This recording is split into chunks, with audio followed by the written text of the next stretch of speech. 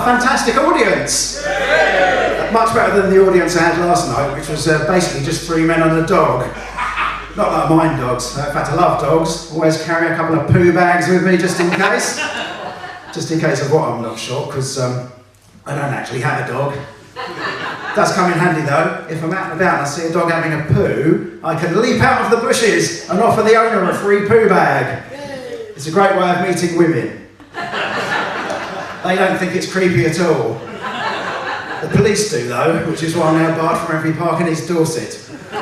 And it's lovely to be here in fabulous Bognor! I say fabulous, it's certainly much nicer than Gosport where I was the other day. I don't like to do a place down, but what a shithole. You know a town's got nothing going for it when you Google top 10 things to do there and there's only 2 things. And one of them is something you can do at the other. So, top 10 things to do in Gosport. Number 1, visit the Submarine Museum. Number 2, visit the cafe at the Submarine Museum.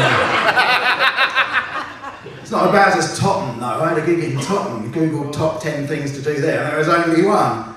Top 10 things to do in Totton. Number 1, nearby Southampton has a wide range of shops and facilities. But going to Totton was like going back to the 1970s. Even the beggars were from the 1970s. I actually got accosted by an old lady selling Lucky Heather. Do you remember those? Yeah, Lucky Heather, she goes. Do you want to buy some Lucky Heather? I said, no, I don't. She said, well, what is that then? I said, well, you've got shitloads of it. Look at the state of you.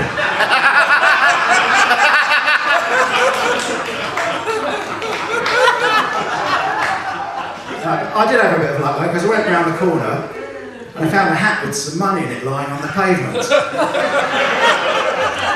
The strange thing is, there was a bloke and his dog asleep right next to it. Clearly hadn't spotted it. Finders keepers, I say. But I don't normally encounter this kind of thing because I'm actually from Bournemouth. I'm not originally from Bournemouth, but my gran used to have a caravan down there. And me and my mates used to come down from London as often as we could. Actually, many of my mates had their first sexual experience in that caravan. Not with my gran. Okay, some of them with my gran. But she used to say, a fiver's a fiver.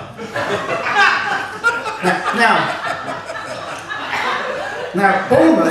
Bournemouth is the number 4 gay capital of the UK. Did you know that? Number 4 gay capital. Don't think the locals really buy into it though, because if you mention Pride in Brighton or London, people think of the big colourful parades. Pride in Bournemouth is more likely to mean you've got a well-kept front garden and you've managed to stay off benefits most of your life. Because they're a bit of a square lot down there, you know. I remember all the fuss when Ann Summers opened in the High Street. They didn't like that at all. And I've got nothing against Ann Summers myself. I don't know if they make the best sex toys in the world, but it's certainly right up there.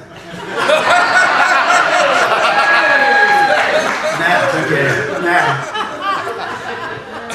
Bournemouth people are selective in their disapproval too. I'll give you an example. I was downtown the other day, a guy walked past and he had this huge white sports bag with head written on the side in huge blue letters. Head, it said.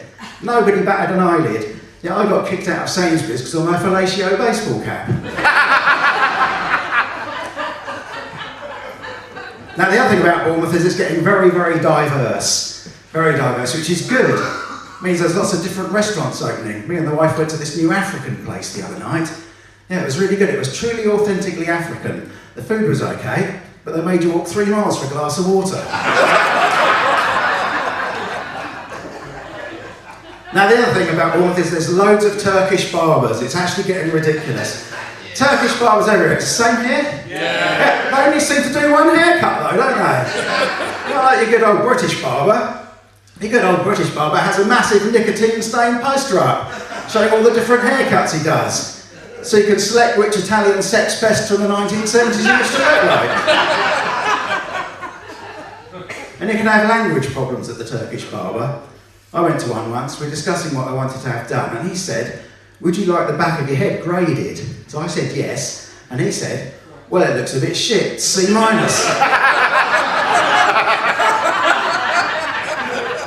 And then carrying on the shit theme, he got completely the wrong idea when I said I wanted a number 2 round the back and sides.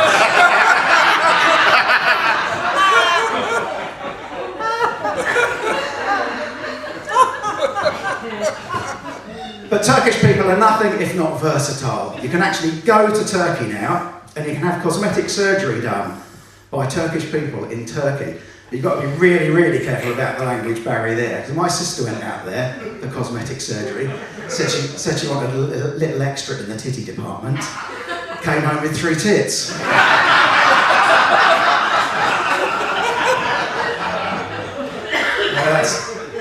That's Bournemouth for you. I'm glad I moved to Bournemouth.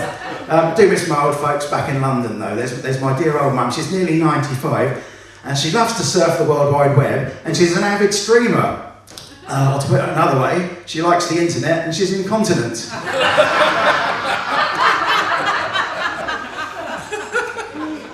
There's my sister. She was known as the village bike because she had this habit of walking in the road slowly, just far enough from the pavement to fuck up all the traffic. And then there's my dad, dear old dad. He was a fantastic guy. He's the kind of guy who's not one to blow his own trumpet, which is probably how the other members of his band caught herpes.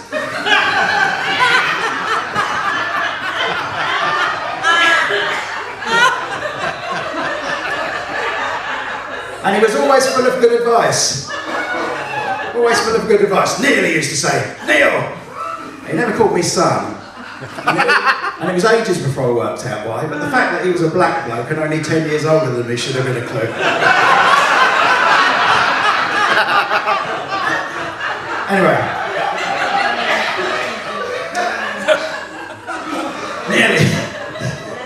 Nearly says, never pay anybody to do anything you can do yourself. Which is good advice. It's why I was so good at DIY, and he was good at DIY, and he never went to the dentist. And I never went to the dentist. He used to say, I've got all the tools, why pay a dentist? Well, what he actually used to say was, it's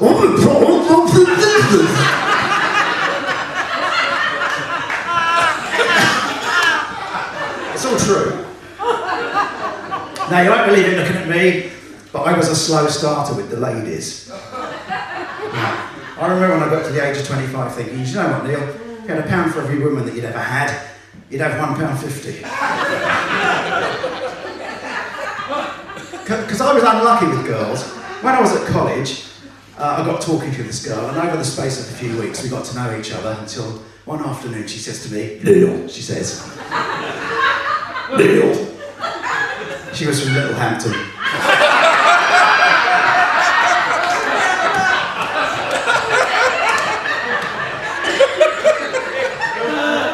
Neil, she says, come over to my place later. There won't be anybody in. So I went over to her place later, and there wasn't anybody in.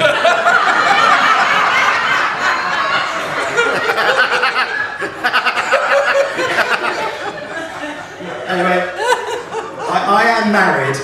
I am married now. And I know there are other options available nowadays, but I decided to marry a biological woman. Which is great at getting organic stains out of the laundry at low temperatures. Me and the wife met online. We were both trespassing on the railway. And for our first date, we went to a restaurant. I'm not going there again. It was one of those posh places, you know, where the chef comes out and describes all the food to you in great detail. And as he's doing so, I realised, although he's got a kitchen full of utensils, he's actually using his body parts to make the food. Yeah, it's all things like hand-cut chips, finger-pulled pork. I said to the missus, we're leaving. She says, well, why's that? I said, because any minute now, he's going to bring out the cock-smashed garlic. Anyway, that was our first date, but the relationship moved swiftly on. And after 3 or 4 years, it was time to make love. So, we made love, we were lying in bed afterwards, gazing into each other's eyes, and a little tear rolled down her cheek. And she said to me for the first time, those little words she's used so many times in the relationship ever since, she said, fucking hell, that was a bit of a disappointment.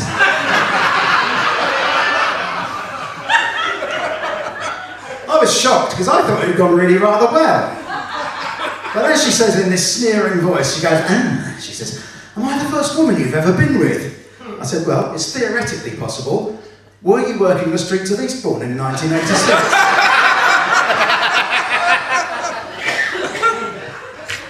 It's not feel bad though to get each other gifts. She got me a sports watch. She said, oh, you'll love it. She says, it tracks all your activities, monitors your heart rate. She says, it'll help you lose weight. I said, I don't see how that's going to help me lose weight. She said, well, strap it round your neck, then you won't be able to swallow properly, you fat bastard.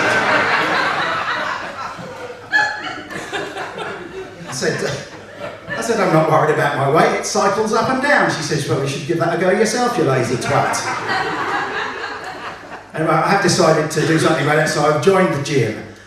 Told the wife I'm going to be lean and mean. I'm going to lose 2 stone until I beg her to fuck off.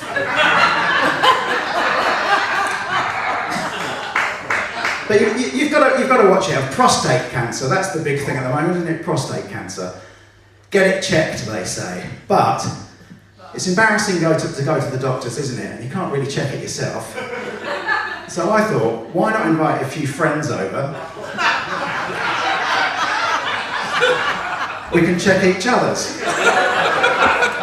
So then I thought, well, we could make a bit of a party out of it, couldn't we? So put on some nice music, laid on some drinks.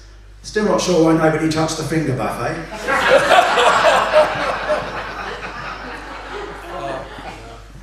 Now my wife was out for the evening. She's actually got a new hobby, my wife. It's making blankets. It's not very good though. Here's how you make a blanket. Number 1, order a piece of material the size of a blanket. Yeah, well that's it really.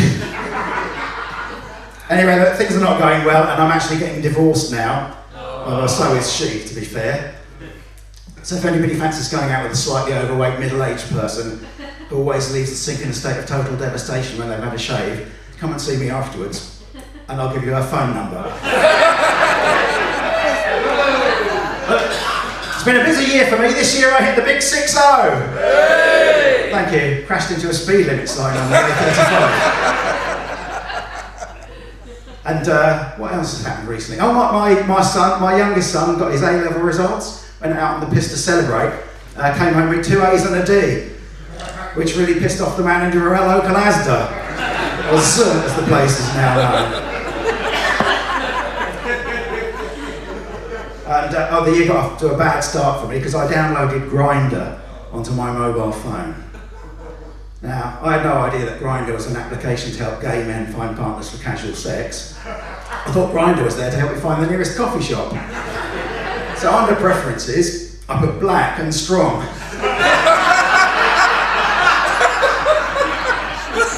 Ended up being chased around Basingstoke for 3 hours by a Mr. T lookalike. Mr. T when you're after a coffee, that's just fucking insulting, isn't it really? Anyway, my time is up, but I just want to say how lovely it is to be here in a fully functioning pub. Because my local back at home, it's still got a few sort of hangovers from COVID, really. Like when you go to the toilet, there's a sign outside that says only 3 people at a time, which was annoying, because I was desperate for a piss. I had to hang around outside until 2 more people showed up. And then once you do get in there, there's a sign by the actual toilet that says only flush toilet paper. So only flush toilet paper? Fucking hell, that's a bit restrictive, isn't it? What are you supposed to do? Take it home with you? And then I remembered, I'm alright. Got the poo bags, haven't I? That's it, thank you!